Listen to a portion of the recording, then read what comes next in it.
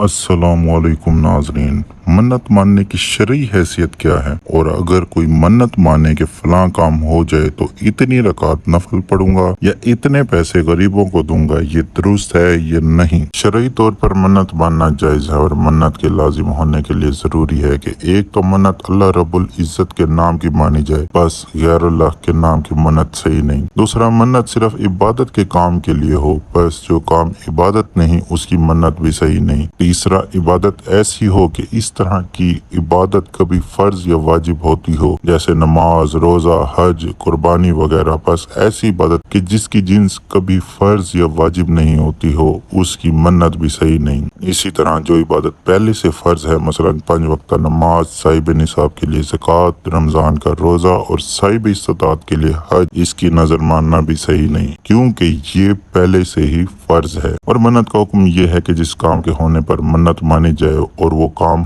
हो जाए तो इस मन्नत का पूरा करना वाजिब हो जाता है। नजर मानने की जो सूरत आपने लिखी है ये दुरुस्त है, और नजर को जिस काम पर मौलिक किया अगर वो काम हो जाए तो अब नजर का पूरा करना लाजिम है। लिहाजा अगर नवाफिल पढ़ने की नजर मानी है तो काम हो जाने पर मुकर्रर करदा रकात नवाफिल अदा करना लाजिम होगा। इसी तरह अगर कुछ रकम सदका करने की नजर मानी है तो ये भी दुरुस्त है, और काम हो जाने पर वो रकम मुस्तहिक ज़कात गरीब लोगों पर खर्च करना लाजिम है। अलबत्ता नजर की रकम वालिदैन, औलाद या मियाँ बीवी का एक दूसरे को देना दुरुस्त नहीं है, ख्वाह ये रिश्तेदार गरीब क्यों ना हो। इसलिए जरूरी है कि हमें गिड़गिड़ा कर अपने दुआओं के जरिए सिर्फ और सिर्फ अल्लाह ही की जात से मांगना चाहिए, जो कि हमें अता भी करता है और उसके खजानों में कमी भी नहीं आती।